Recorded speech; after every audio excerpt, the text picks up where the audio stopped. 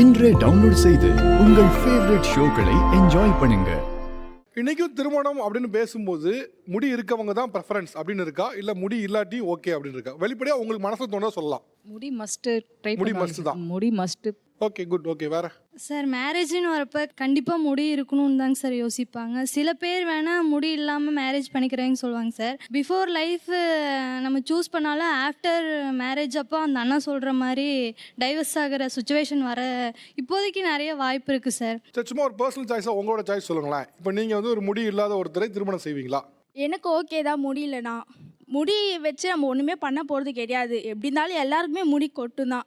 Character தான் முக்கியம். என்னை பொறுத்தவரையிலுமே கேரக்டர் தான் அக்செப்ட் பண்ணிப்பேன். எனக்கு பொறுத்தவரையிலும் முடி ஜஸ்ட் ஒரு ஹேர், அவ்வளோதான் சார். முடி முக்கியம்தான் சார். கண்டிப்பாக. இப்போ என்ன ரீசனால முடி வேணும் கண்டிப்பாக நினைக்கிறீங்க? நமக்கும் முடி இருக்குது. ஸோ நம்ம வரப்புற பார்ட்னருக்கும் முடி இருந்தால் நல்லா இருக்கும்னு சொல்லிட்டு எனக்கு ஒரு ஒப்பீனியன், என்னோட ஆசை ஒன்று இருக்கும் இல்லையா, அதைத்தான் நான் சொல்கிறேன்.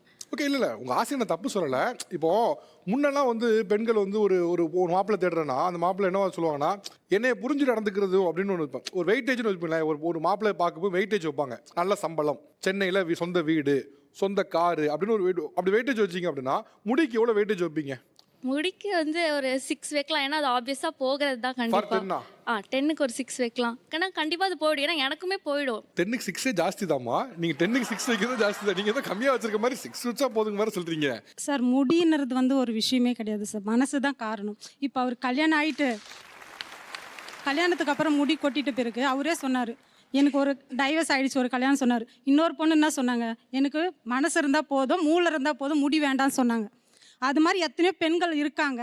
ஆனால் அவர் வந்து கரெக்டாக தேடினா கண்டிப்பாக கிடைப்பாங்க சார். கரெக்டாக தேடினா என்ன தேடணும் சொல்லுங்க. வழுக்க முடி கூட விட்டுருங்க ஜி, வழுக்க முடியே விட்டுருங்க. நான் இப்போ இந்த கெட்டப்பில் இருக்கேன். இந்த கெட்டப்பில் பார்க்க எப்படி இருக்கேன்? ஒரு அழகா இருக்கீங்க. நல்லா இருக்கேன். கரெக்டாக இப்போ நான் ப்ரொஃபைல் அனுப்பும் போதே அவங்க சொன்னால் மாப்பிள்ளைக்கு முடி வச்சுருந்தா நல்லா இருக்கும்னு கேட்குறாங்க.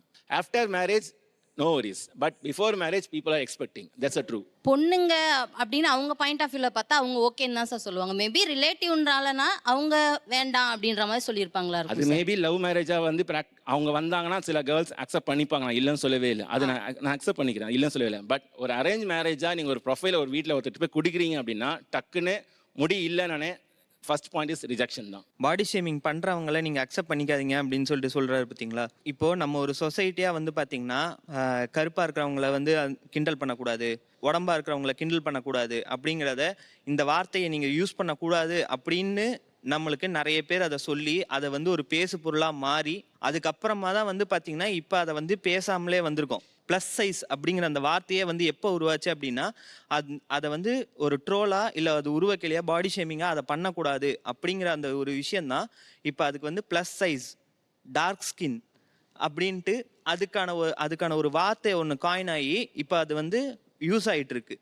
அதே மாதிரி இதுவுமே வந்து இப்போ ஒரு பேசு பொருளாக மாறி அதுக்கு ஒரு வார்த்தை ஒன்று வந்து இல்லை அது வந்து ஒரு புரிதல் வரணும். அதுதான் வந்து இங்கே பிரச்சனை. இப்போது நாங்கள் வந்து எண்ணிக்கை குறைவு, ஆனால் இது நாளடைவில் அதிகமாகும் போது எல்லாருக்குமே அது தேவைப்படும். இதுக்கு ஒரு வார்த்தை இருந்திருந்தா நல்லா இருந்திருக்கும் அப்படின்னு இப்போ எங்களுக்கு தோணுது. அதை தான் நாங்கள் சொல்கிறோம். வேற யாரும் அதை அனுபவிக்கிறதுக்கு முன்னால யாராவது இதை பண்ணுங்க அப்படிங்கிறதுக்கு தான் இங்கே. Actually he make sense. அவர் சொல்ல கரெக்ட். ஏன்னா முன்னால வந்து தமிழ் இலக்கியங்களே கூட இன்னைக்கு மாற்றுத்திறனாளிகள்னு சொல்லக்கூடியவங்கள வேற வேற பேர்ல இருக்கும். மூன், மூடன், இப்படிலாம் என்னெல்லாமோ பேரில் இருக்கும். இப்போ அந்த பேர்லாம் பார்த்தா ரொம்ப ஹார்ஷாக இருக்கும். ஆக்சுவலாக அவங்க சொல்வது போல் முடி பிரச்சனை இருக்கவங்களுக்குமே கூட இது ஒரு மாதிரி ஒரு பேர் வச்சா ஆக்சுவலி நீ சொன்ன பெட்டர், சைக்காலஜிக்கலாக அஃபெக்ட் பண்ணாமல் இருக்கும். இதுக்கும் ஆக்சுவலாக டெர்மாலஜி முக்கியமானது தான். ஐ திங்க் யாராவது ஒருத்தவங்களால கிரியேட்டிவாக நேம் பண்ண முடிஞ்சதுன்னா ப்ளீஸ் சொல்லுங்கள். இது வந்து ஒரு குறைபாடுன்னு கூட வச்சுக்கலாம். ஒரு ஹெல்த் இஷ்யூ தான் ஆக்சுவலாக. மேபி அவர் ஸ்பெஷலிஸ்ட் டாக்டர்ஸ் ஒவ்வொருத்தருக்கும் ஒரு ஹெல்த் இஷ்யூ, எனக்கு ஒரு இருக்கலாம், இவருக்கு ஒன்று இருக்கலாம், சில பேர் ஹெரிடிட்டி இருக்கலாம், இந்த மாதிரி இருக்கலாம்.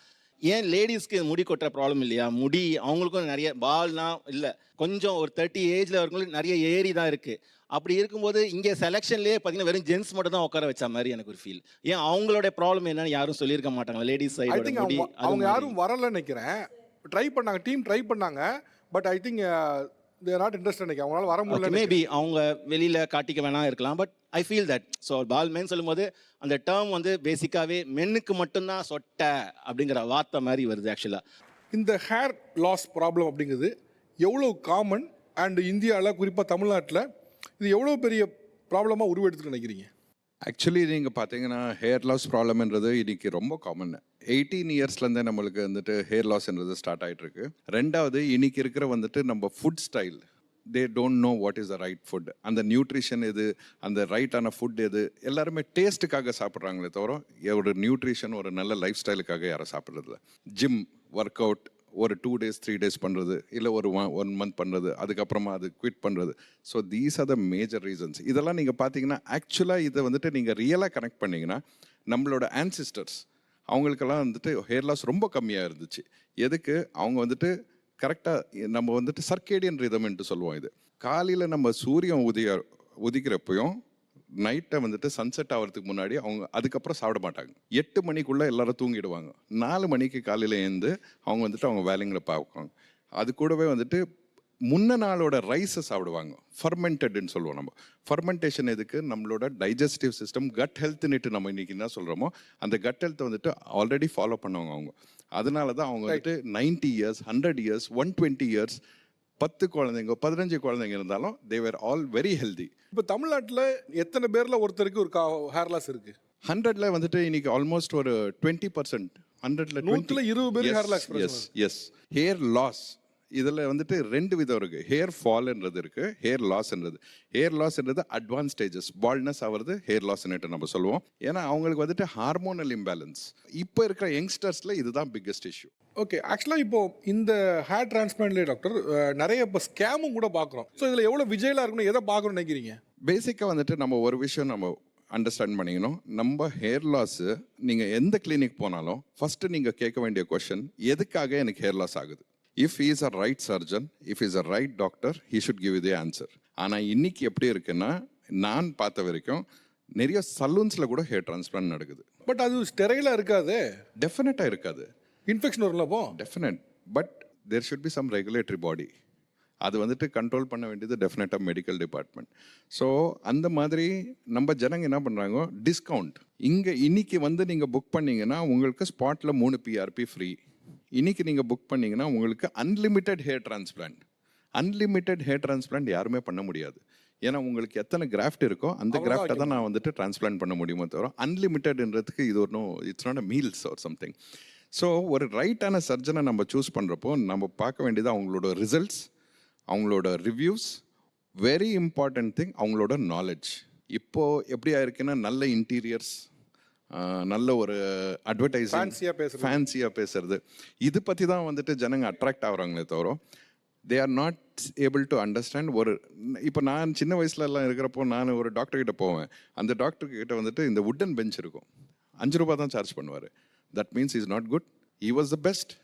ஆச்சா, ஆனால் இன்றைக்கி அப்படி இல்லை. உங்களுக்கு ட்ரெண்ட் மாறிடுச்சு. ட்ரெண்ட் எப்படி இருக்குது? நல்ல இன்டீரியர் இருக்கா, ஓ ஓகே இவங்க வந்துட்டு டாக்டர் ரொம்ப நல்ல ஸ்டைலிஷாக பேசுகிறாங்களா, இதுதான் வந்துட்டு இம்பார்ட்டன்ஸாக இருக்க தவிர nobody is focusing on the right